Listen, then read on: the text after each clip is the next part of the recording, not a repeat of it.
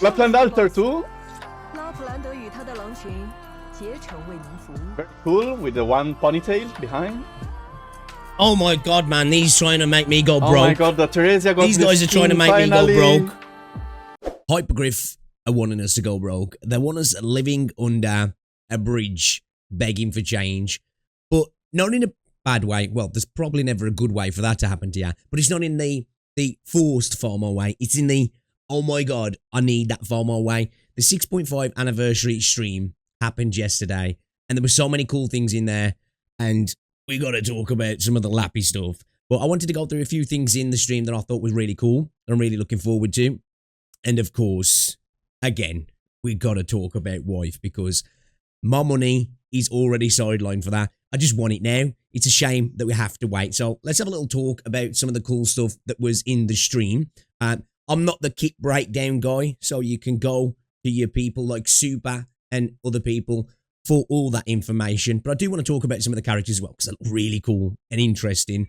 And yeah, let's get straight into it then, shall we? So first thing I want to talk about is sanity potions will no longer vanish and will be automatically used upon expiration, which is great now. So no more losing sanity when you forget to use them or maybe have not logged in. This is a really cool little thing. Simple.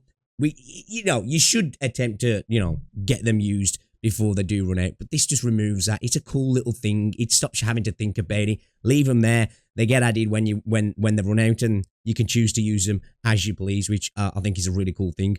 Clues as well now have one button to pin all the clues to your clue board, which is awesome.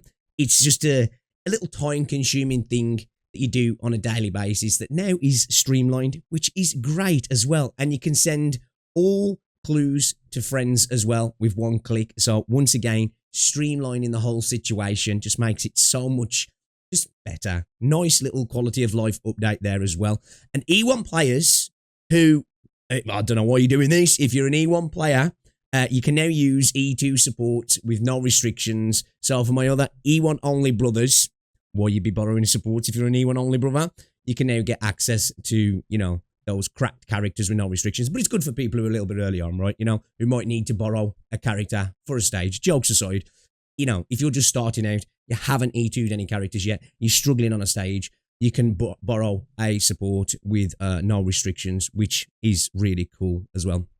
Also, we've got a recruitment guarantee, which will be able to get a senior op tag guarantee. And we're going to be able to get that for a 5-star, obviously. And then a week after that, we're getting a top op tag guarantee as well for a 6-star. So another awesome thing. All I'm going to say to that is most games could never, right? Just, again, Arknights leading the way on how to treat the player base. Just love to see it. The Monster Hunter collaboration is returning as well. So I think that's going to mean that you're going to be able to get access to the Yato altar again, right? Which I wasn't here for the last one. So awesome for me. I'm assuming that's the case as well. We're going to be able to get that altar again. So that's really cool. So let's talk about the upcoming characters then, shall we? As I say, I'm not the kit guy, so you're not going to get a deep breakdown of the characters, but I just want to talk about them. We're getting Silver Daddy. His altar, Silver Ash the Rainfrost, looks gorgeous, I must say. Really cool design. He's a Vanguard strategist, and it seems kind of interesting and pretty cracked as well. So he's got the Eye of the Blizzard, which reduced the cost of the closest operator to the eye by 11, which is huge. So those bit more expensive operators now going to be able to get them for super cheap. We saw some insane deployments in the stream for super cheap, which is really cool. As I say, I'm not the kit breakdown guy, so go check out Super and those guys and they'll give you the breakdown on the kit. But he just looks like an overall really cool character for me. Then we've got Pramix the Pererita, if that's how you say it. She's a new altar as well. Once again, has another cool looking kit, which for me, the one that really stood out, which I don't know how useful it'll actually be and how often you'll use it, but it's just a really cool thing, is that she has this like kind of crazy ability to block the blue box by applying stacks of snow, I think, which after a set amount, I think it was 5, it freezes the blue box, so it's blocked, and I think it has a set amount of health that obviously the enemies have to break down, so that's kind of cool. So maybe for emergencies, or, you know, if you just want to play around it, be really interesting to see that. Again, how useful that will be and how often you'll use it is the question, but I'm sure some people will play off it in really cool, interesting ways, and I'm really looking forward to have a little play with that myself, so I like that. I think that was potentially one of the funniest things in the actual, all the characters in terms of kit. I like that when they do these little weird little additions to the kits that are a little bit out there, and I think that was a really cool one, really interesting. We're also gaining Asgen Ulta as well as the welfare unit. She seems all right, nothing insane, but she looks pretty cool. We've also got the return of Stronghold Protocol as well, and it actually looks better this time as well.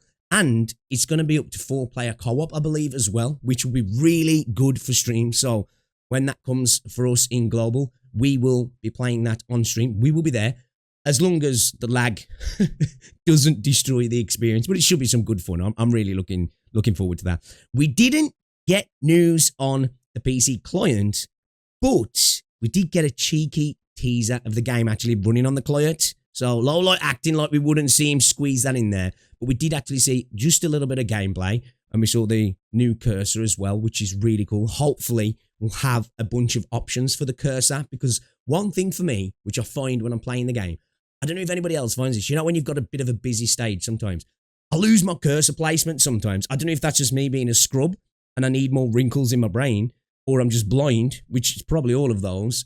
But I do lose the cursor sometimes, so having a bunch of custom cursors, that would be really, really cool. But yeah, can't wait to see more, but we didn't actually get any news on that one, fortunately. But the kicker for me, anybody who knows me knows I absolutely love Lappy. Lappy Ulta, one of my favourite characters in the game. We're getting an Ulta skin, and oh my god, it looks so good. It looks so good. So this is going to be a day one for me. No question. It's called the Unruly Humbleness and the L2D work. Oh my days. It looks gorgeous. The wolves in the background interacting with a drink and stirring a drink, all that sort of stuff. It looks so freaking good. And it looks like she's rocking a ponytail as well. Yeah. And I just can't wait to see in-game. I want to see what the VFXs look like and the chibi model looks like. But, oh, the artwork. Oh, I'm sold. I can't wait. So hopefully they do it justice in-game, which I'm sure they will. I'm sure they will. So yeah, super excited for that as well. We've also got a bunch of other skins announced as well, which I'm not that bothered about really. I'm here to simp for my wife Lappy and Lappy only. And speaking of wife, we got a look at a Lappy Ulta figurine as well, which looks fucking dope. We got a Wishdell figurine and a bunch of others as well. So they look really cool. So I'm happy about that. Might actually see about trying to get the Lappy figurine, actually. I'm going to have a little look into that. And we did get like some other little figurines, didn't we? Relating to some other stuff and a bunch of merch stuff as well. And some collaborations with some food companies and stuff, which look interesting. But yeah, it's I think it's time for your boy to actually start grinding some pulls because we've got a ridiculous amount of good banners coming up. And now we've just saw all this. It's like not fair. It's almost like they're trying to take our money, but they're doing it in a good way. As I say, it's not like a game that's attempting to bleed you dry through an ungenerous way of running the game. They're just throwing so much good stuff in there. So it's just like, oh man, it just makes you want to spend. And yeah, good or bad, right? I'm happy the way they do it. It's FOMO, but it's a FOMO of desire. But yeah, I think it was a really good stream. We saw a bunch of cool stuff. Again, can't wait to see a little bit more about the PC client. And I was hoping we might get a little bit of news because I was kind of interested in to see how they were going to handle it in CN and what that means for us in global. Because obviously with Yostar publishing the game, I've got a feeling that the PC client in CN obviously is going to have Enfield in as well. It's going to launch both games. But what does that mean for us in global? Because Yostar have the publishing rights for Arknights, but not for Enfield. Are we going to see a separate launcher, or we're not? Like, there's a worry that we don't get it in global and we just get it for Enfield. Or Copium, could it mean the end of the Yostar ownership of publishing rights in the West? Maybe. I don't know. I'm coping there, really, if I'm honest, but I've got to, right? But yeah, I'm really interested to see how they handle the PC client for global. Be interesting to see what the deal is with that. But anyway, guys, I'd love to know what you think.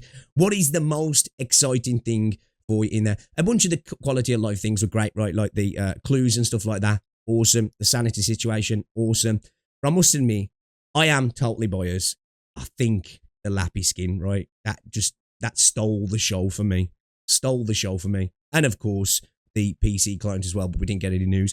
And we didn't get any Enfield news either. But that was just a massive culp for me as well. But yeah, I really enjoyed it. Shout out to Keo as well for letting me react to his stream while he translated things for us. I really do appreciate that. So guys, go check him out as well.